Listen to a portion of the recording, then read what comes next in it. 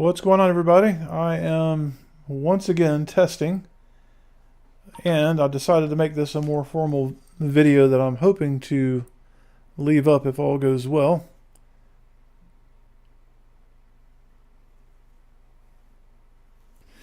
Alright, so this video is a combination of testing dropped frames on a live stream video, and I want to go back over the experiences I had with Hurricane Michael. So kind of just testing and making this a video that I can leave up and people may find interesting. So I lived in, or I still do live in Bay County, but I lived in kind of the north central part of the county at the time, and we call it the West Eye Wall, which normally you don't worry about in a hurricane down here, but I'm here to tell you the West Eye Wall was ferocious and worse than any East Eye Wall we had ever been. And of course, it was a Cat 5 hurricane.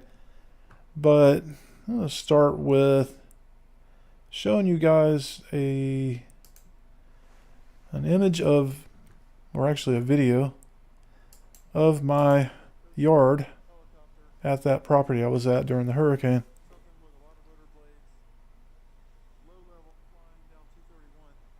Thought I'd get turn the volume down here. I thought I would get it's the last video of everything to see, if maybe I lost a tree, something along those lines.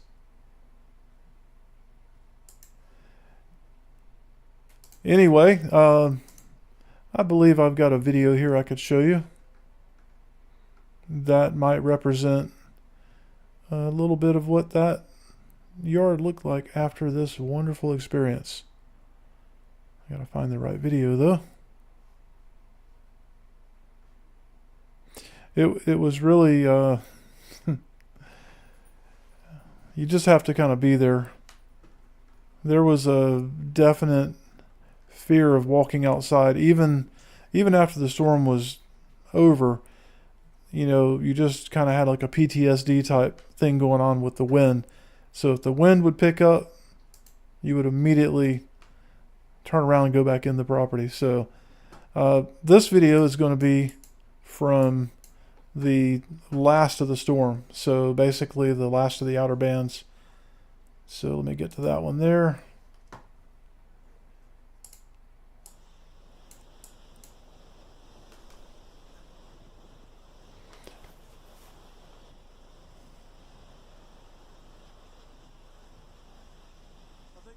Probably have at least one pine on their house and their vehicles. I'm not sure. All the pines broke down towards the front of their house, which is right behind the pole barn. I'm trying to get out there, but the gusts just keep coming in, and it's not safe to go out there yet.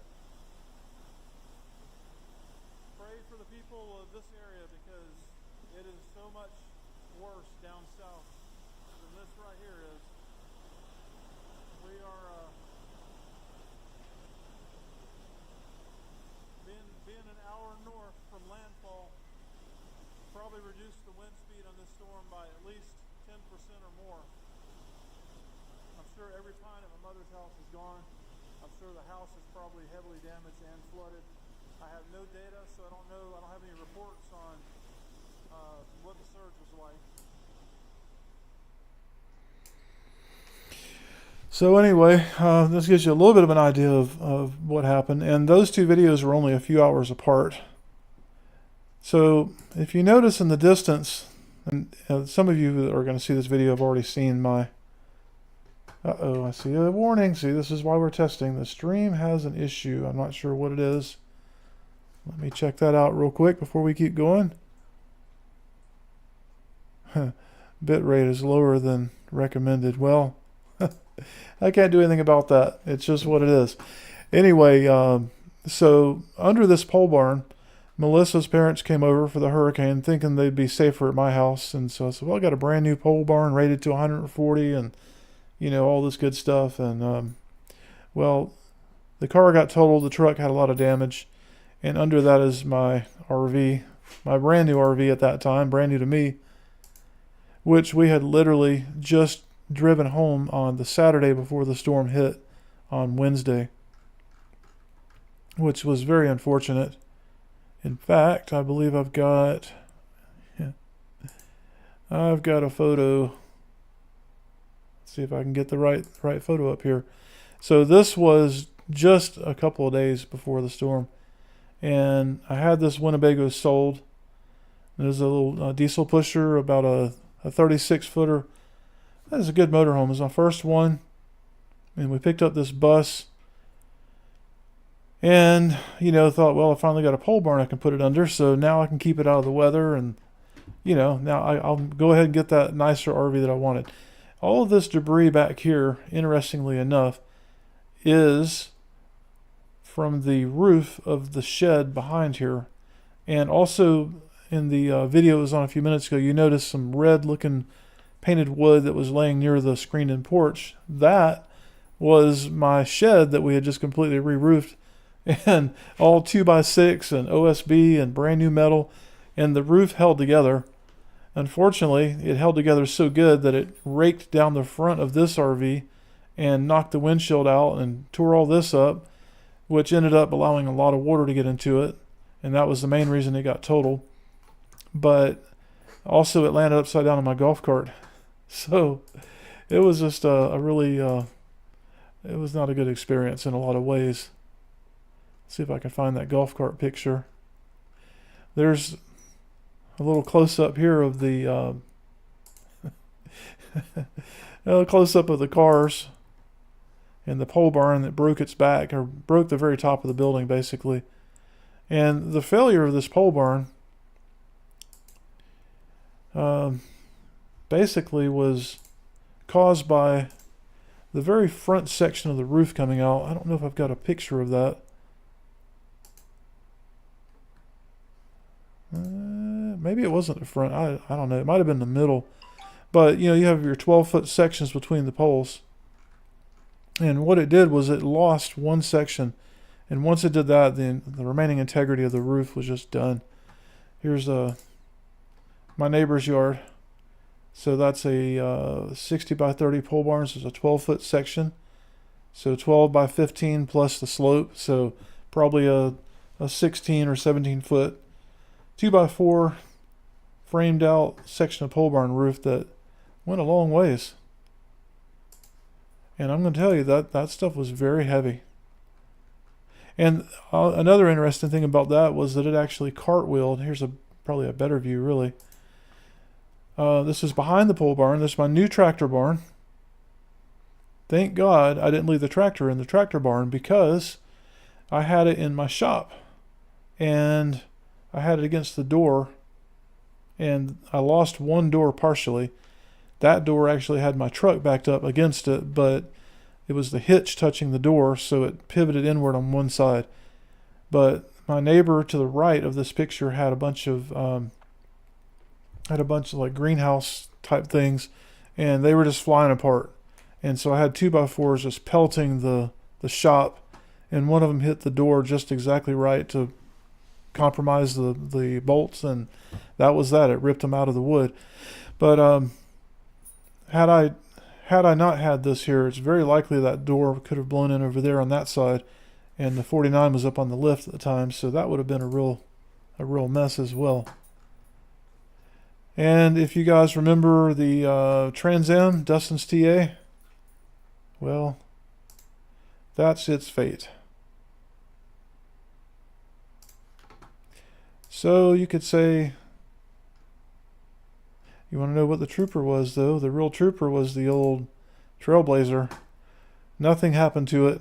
I mean, nothing, not even a scratch. Now, all this damage here was a combination of the rollover that occurred before I owned it and me just being mean to it with my tractor. But it didn't get touched by anything but a few branches, and it did well in the hurricane.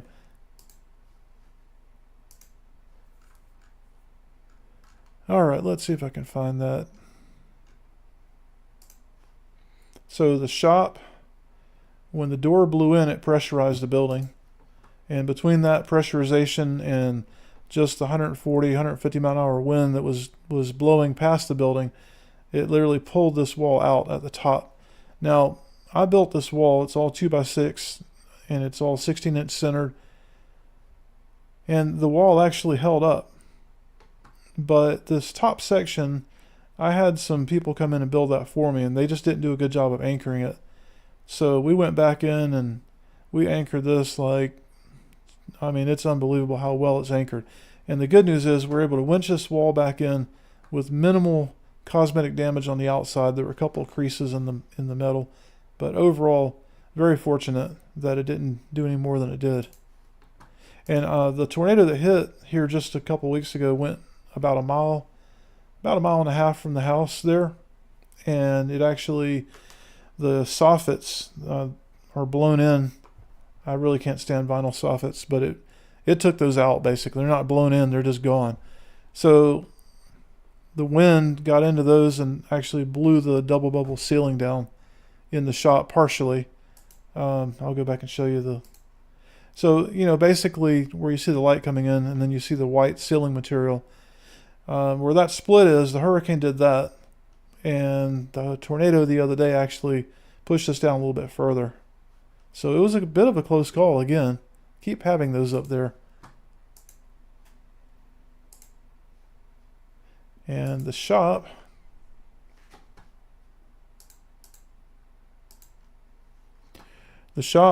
door, this is how it blew in. So my 2500 was sitting here, and you can actually see kind of down near the bottom center, about 4 or 5 rows up on the I don't know what you call them, but the horizontal stripes in the metal. There's a little ding, and that ding is where my hitch was against the door. And that really, I mean, it would have been a real mess had my truck not been there, had the GTR been there, or whatever else may have been the case. It would have really been a disaster. The GTR, as it was, actually did receive a bit of minor damage from debris, mostly limbs and whatever else was blowing. Luckily no dents, just some very light scratches. So the GTR was in this bay right here, and it was stuck. And you see the 49 there under the, I'm sorry, my IROC was on the lift, the 49 was under it. So could have easily, you know, blown that door in, but I have my tractor sitting behind it to make sure that wouldn't happen. But maybe if the door by the GTR had failed, you know, who knows what could have happened with the wind that was coming in. So this was stuck for a long time because of the debris on the roads. Everywhere you went, boards. It was just a real nightmare for a long time. And it actually led to me selling that car simply because I just couldn't use it. Every time that I would drive it, I would end up, you know, running over a board or having to do an emergency evasion maneuver. And I finally just said, you know what, it's just not safe. There are nails, and you get nails in tires and things like that. So that was my golf cart with brand new batteries in it. And what had happened is that was a really, and you can see my new roof on top of it. It was a really bad year for weather. We were hit by lightning multiple times on the property, and the charger got taken out for the golf cart. And I didn't know it until I realized that, hey, this thing's running really bad. And then I drove it a couple times, moving it around, doing different things, and the battery just got, you know, I stopped driving it for a bit. I was mad about the lightning, so I didn't get another charger.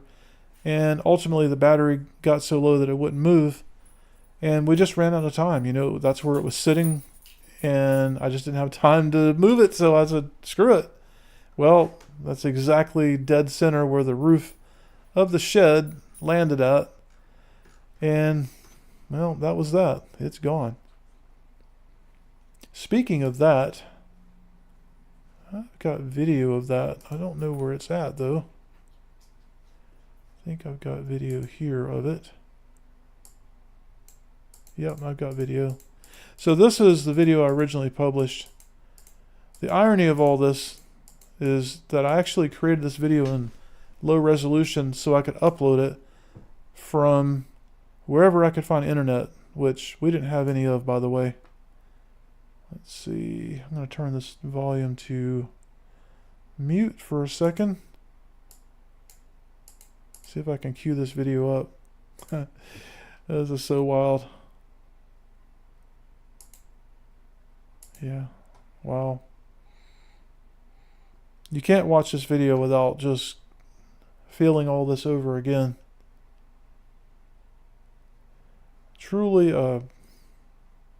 a scary situation. I'll have to say I don't think I was ever super worried about, I didn't think I was going to be killed in the storm. I mean, there's a possibility of a tornado, but luckily this one seemed to have no tornadoes in the outer bands. So we kind of, took a calculated risk that this was not really a tornadic hurricane, because that is a big concern.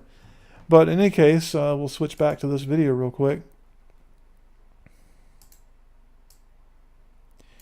I figured that we would survive the storm, without injury. I knew where trees were at, which way they were going to blow. We avoided parts of the house that were near trees if they were downwind.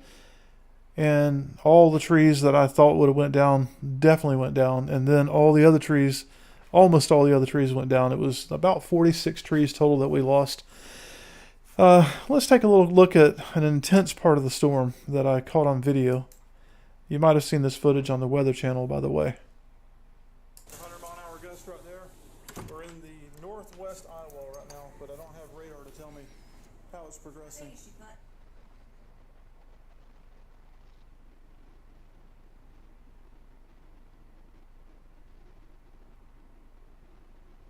This end of the house is getting a little better now because I think I'm losing the porch, so I can't quite tell. I don't know if you guys will be able to see anything through the screen, but this window is bouncing in and out like you wouldn't believe. I think we're losing the porch. Right about now. And I can't really get my eyes on it, but this is the worst storm. So what that ended up being was the roof of the house trying to come off. And I can kind of show you. Whew.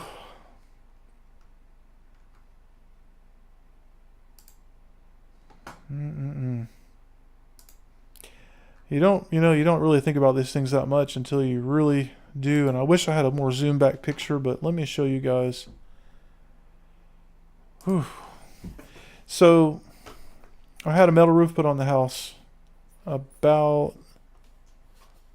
it was in the year before the storm hit. It was probably 11 to 12 months before the hurricane. I had a metal roof put on.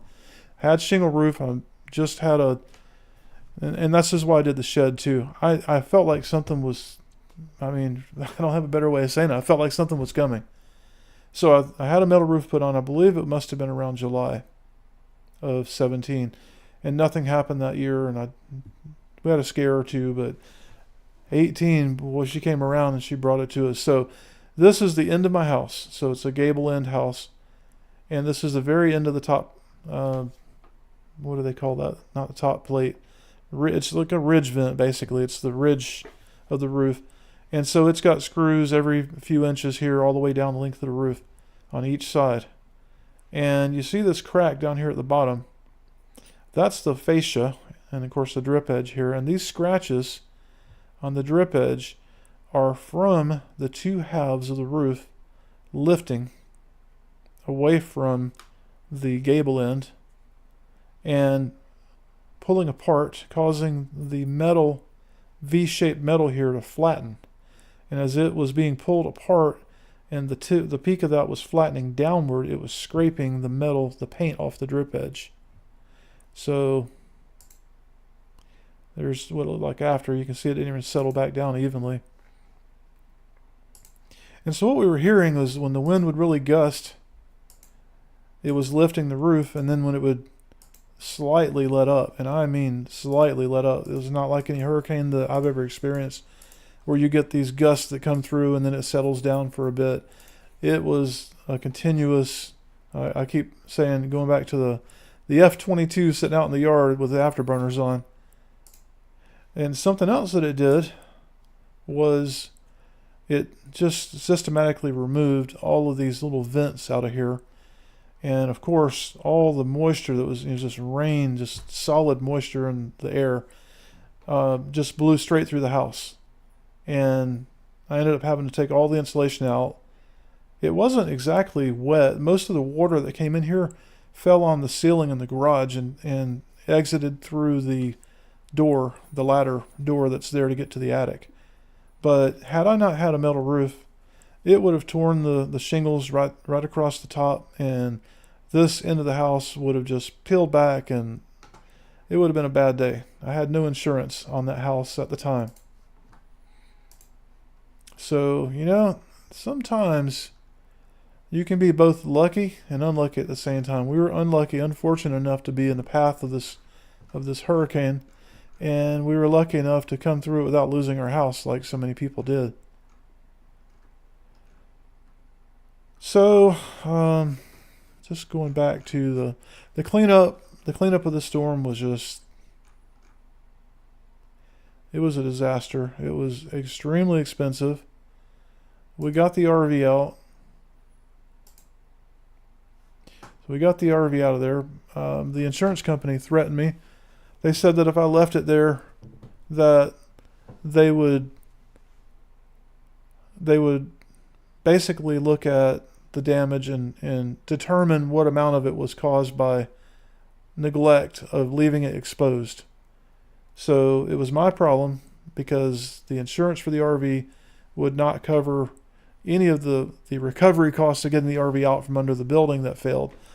So I had these guys that were helping me get the trees out of there, and they were really good at helping me with this. So it was a very precarious thing to work around, but they got out there and they were able to lift it up high enough to pull it out without damaging it further, and put a tarp over it, but the RV was gone. I mean, it was messed up.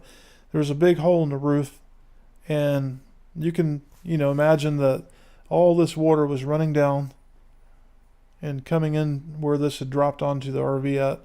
And we had electrical issues on it within a few days. But that RV really saved our bacon. We ran that generator for 2 weeks straight. And I don't know if I've got a picture of the hole in the roof. Well, yeah, you can kind of see it. Let me look at this one here. So the roof landed on the horn, and the horn split the roof. The housing of the horn here. That was one place, but that wasn't the only place.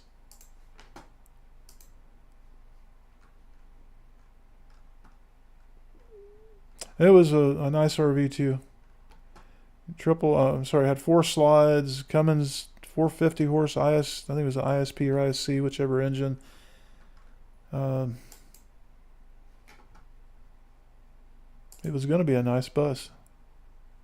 It was going to be nice, but unfortunately the hurricane did not allow. And another thing that happened was the awning. I don't know if I've got a picture of that. I remember walking up to the RV, and I don't think I've got a picture of it though. Yeah, no, I don't think. Maybe it is. Well, I'll show you what it looks like. But so on this picture, if you look at the rear wheel, there's an orange side marker light, and just above that, where the slide is to the right, you'll see kind of a black mark in the white paint there. And basically what it did is the awning parachuted because the wind was hitting this on that side of the RV, and it parachuted the awning, the big porch awning, and it just inflated, and it just unrolled it from the motor or whatever. It unrolled the entire thing, and then it just completely shredded. It just took the entire awning and just tore it off the RV. And I walked up to the front door after the hurricane, and I thought, why are there wires here? I don't remember. Was there a light? Was there a light here? That's what I thought for a while. And it was the wiring to the awning, to the lighting and the motor and all that good stuff. I thought I had a picture of that somewhere, but well, if I find it, I'll sure show you, because it was so funny. We were shell-shocked. You couldn't really think right. You just kind of lived day by day after that situation. I can't believe I don't have a picture of that. Anyway, so the awning, when it came off, it held on the fabric attached to the motor. That part held, but the arms and all that stuff, they just ripped right out of the fiberglass, and it flipped over, and it landed before the barn failed. And then the barn failed, and it landed on the arms and all the mechanisms of that.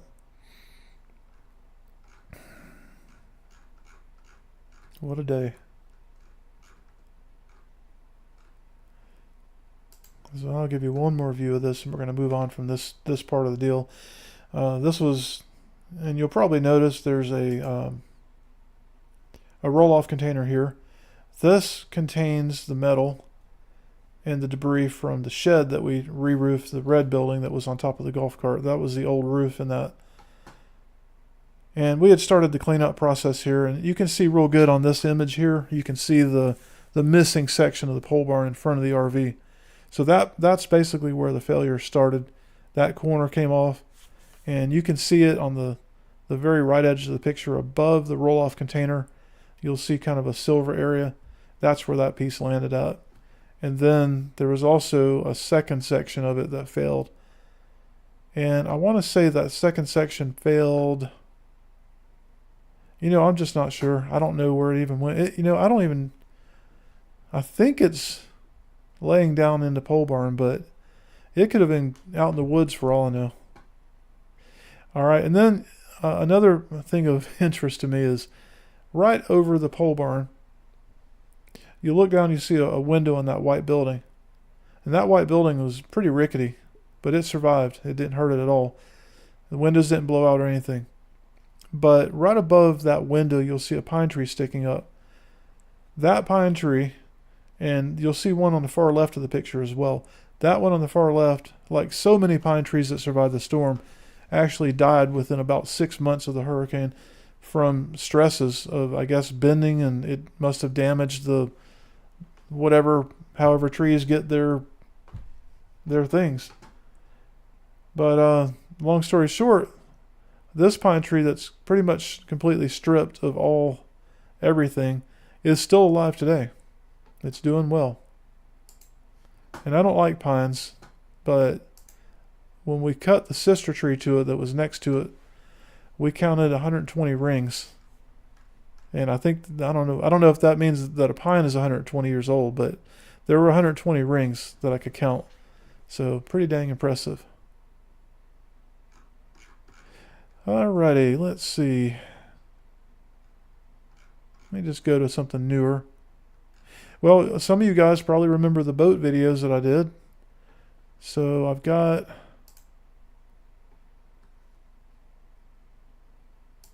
Let me find... I'll try to find... I know I have some. I thought I was looking at them, but those are the other marina.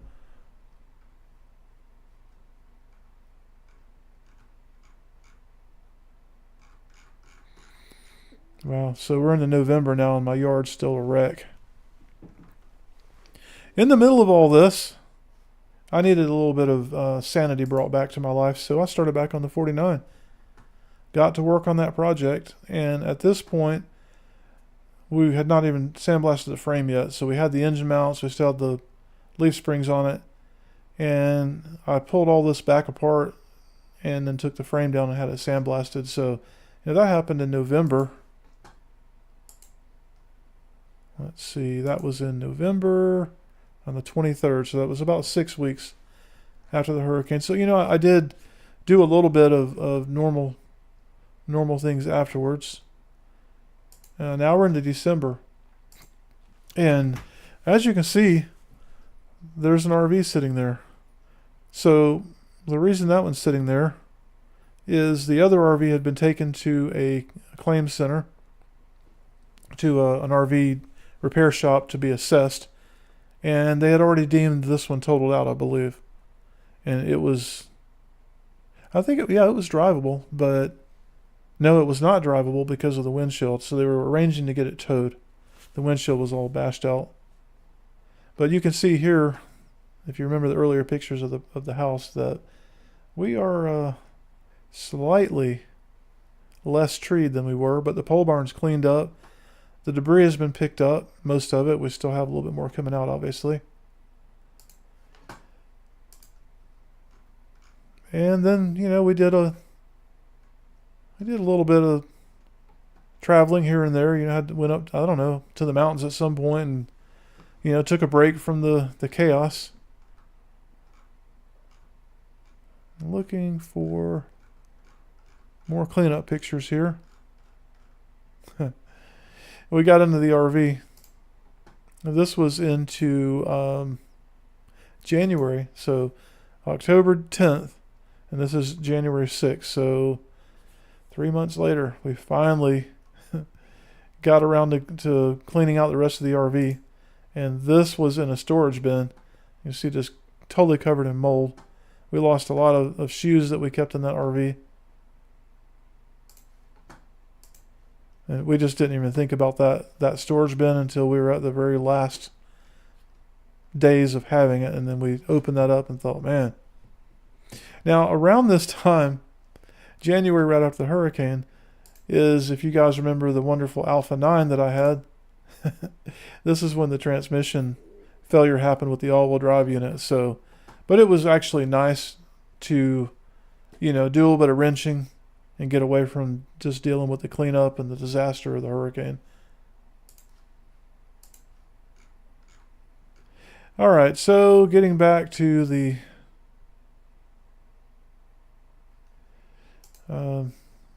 recovery part of the deal, we came up with another RV. So we upgraded. We got a nice little unit, a 37 AP. And a funny story about that little CRV behind it is that's the only vehicle that I had that was outside besides the RV, or the two RVs that I had. And obviously at this point we had gotten our insurance settlement and were able to take some of those funds and put towards this 37 AP, which ended up being the worst RV I've ever owned. Beautiful RV, but just non-stop problems. And after hearing how nice Tiffins were and how great they were, and we really, it was nice from a perspective of, luxury. I'm looking at two more things right now that happened after the hurricane. I blame them both on the hurricane. So my mother passed away in February after the hurricane. She was displaced. Her house was not really too damaged, but she lost all of her pines, and the water lines got broken, and it took a long time to get that repaired. And then the hospitals were down, and or pretty much every, whatever you can, like nursing homes and rehab centers were down. And so she was having a lot of medical issues, if you guys remember, and she needed to have those things available. Well, during Mom's funeral, Melissa's dad also passed away. So, and we had a double hit. He had been out in the yard for months cleaning up trees and branches and everything else that got destroyed in the hurricane. And I think that contributed to that and just the stress of it. Well, hello there. How you doing? Charlie's here making a visit. Let's see.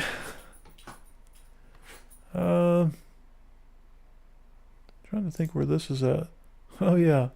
So that presented a new issue. And I'll show you that. This is Melissa's parents' house.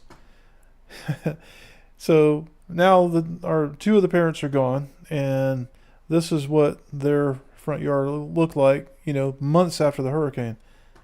And this is, there's acres and acres here, and they're just like that. So I had to go over there and help, help with that project. We did, I should say. Let's see if I can find the cleanup.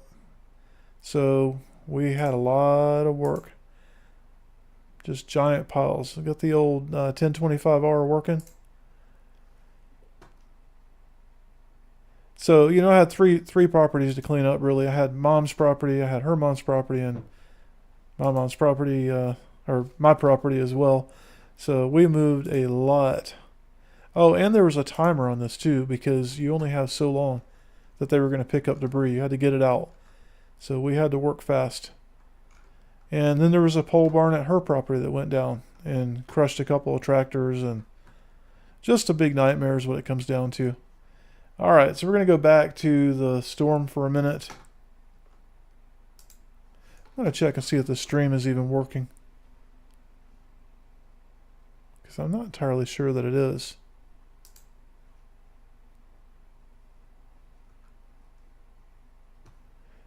It says it is, so I guess it is. I don't know. All right, we're going to go back to the storm for a minute. And then I'm going to wrap this live feed up pretty soon. I've been in for sure. It's incredibly bad, and we have no power, so what am I trying to do? All my trees in the backyard are down, and I'm really worried about this porch going in. Got some of this stuff on the roof moving around.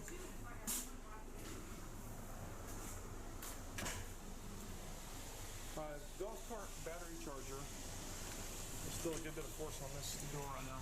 The golf cart battery charger's back there. The lid was out there, and it blew through the screen. Unreal.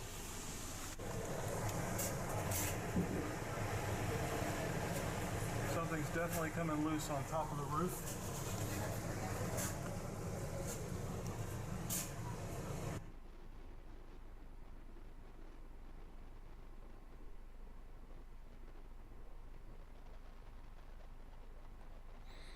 So there's the one-piece roof.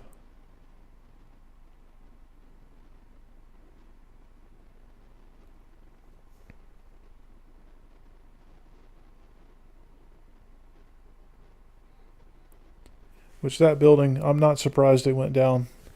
It was pretty weakly built, poorly anchored, and some of the wood wasn't all that great, and I had really hoped to. There's the gable end coming apart. It's actually not running, it's just the wind blowing through the attic. And this is the water. Wow, look at that. Holy crap, the hole's going in and out like you would believe. I don't know how bad it is with the RV sitting there, but If you look at this video, you can see the gable end and the roof. You can see the roof lifting. I'm going to go back a little bit. If you watch right here, you can see the light.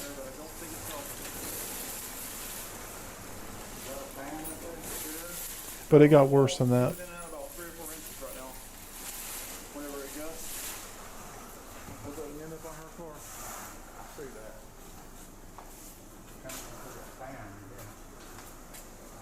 Hey guys, we just the eye just passed, the center of the eye passed us, and so what's happened now is the wind speed immediately shifted from out of the north to the out of the northwest. So the front of the house is taking a beating now. The screen door, we heard it shaking for a second and just wham, tore that off, and I started looking at the front door. It's only got a deadbolt, and it's a solid wood door, but it's a cheap one. It's just got a deadbolt and a regular door latch, so I put bolts in all the way around, 3-inch screws right through the door into the frame, because I plan to replace that anyway. Maybe replacing the whole house at this point, but in any case, we got an old mattress against it just in case. I don't know if that thing opens up. It's not going to be a fun rest of the ride, but at least we're halfway through. I can't get video outside yet. I'm going to try to go out back and get video in just a minute, but we're worried about the garage door. This is the red shed that we just put the roof on. You can see the roof here is very intact. So if you're wondering about the power, the reason the RV was next to the house instead of the pole barn is that the generator that I had installed not very long before this thing hit ended up not working. Thank goodness, because I would have had it running and I would have had no way of shutting it off during the storm, because it requires the internet to work in order to access it and remotely shut it off.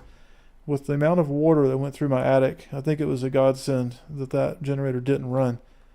And it's a lesson that I learned with the inconvenience of not having a generator for several weeks that I paid a lot of money for, but I had the RV to provide power.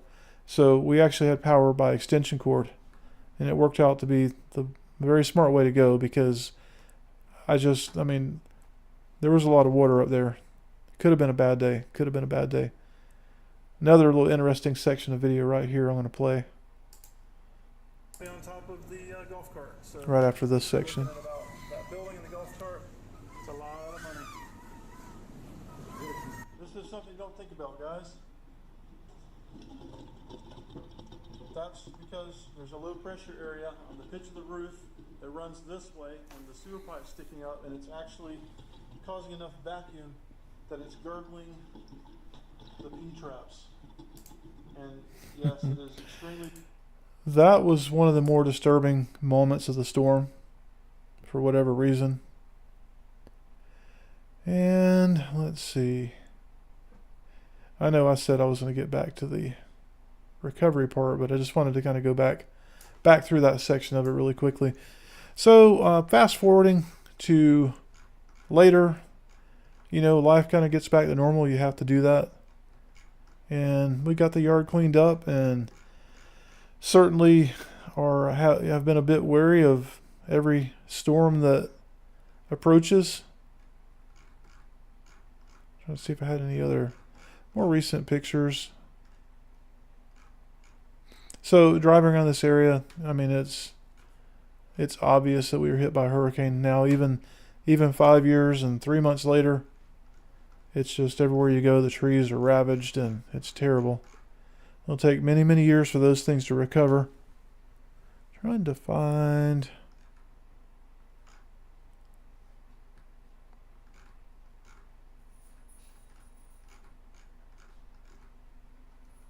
Of course, now that I'm looking, I can't find it.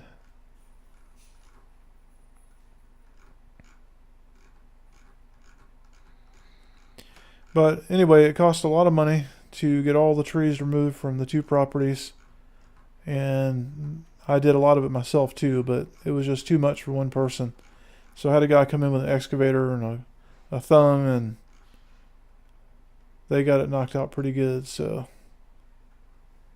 let's see, what are these pictures of? Well, I'm going to show you a couple more pictures. So these pictures are from a little bit over a year later. And that was a really common sight around town for at least 3 years. I guess the county and the cities, you know, I guess they decided to not be too harsh on people that had lost all these things in their businesses and such. To this day, though, the Panama City Mall is still just really damaged and sitting there without any development. So, and there are actually still a few other places that are still storm damage. I'm really surprised at how long they've allowed it to stay. But anyway, I guess I'm going to wrap this up. This is basically that's kind of a backyard picture. I'm looking to see if, of course, then the big C, you know, came around there in 2020, and so I do have a couple of pictures. I decided, yeah. These are, I can show you a few of the trees that survived. Of course, the shop's repaired, and at this point I had not yet built a new shed over there. But this oak tree survived. I've got a couple of the trees here that survived, and they're doing good.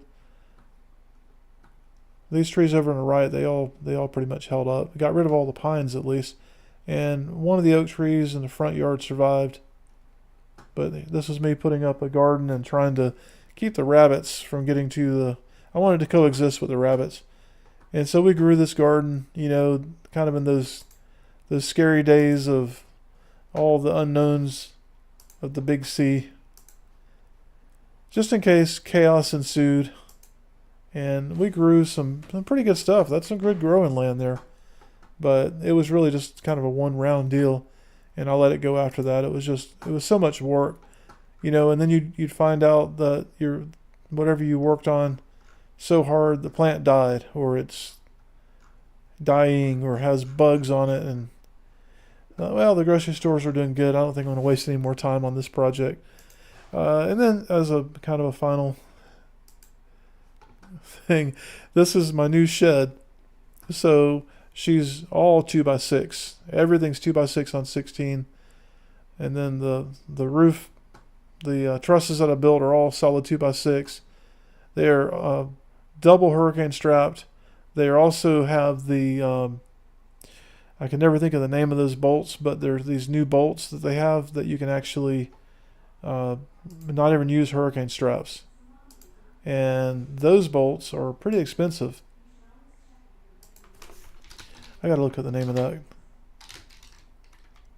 But you put them in at an angle, so you come through your wall stud and you're through the top plate of your wall, and you go at an angle up into the truss. And I said, you know what? I'm not going to do just one or the other. I'm going to do both. I think they're called Timberlock. So I put those in everything now. My shop, it's got hundreds of them in it. Everywhere that, that can be. And then this has 5/8 J bolts in between every single stud. This is a safe room. You can get in this thing 2 impact rated doors. It's not going anywhere ever. So it's funny what these things will drive you to do.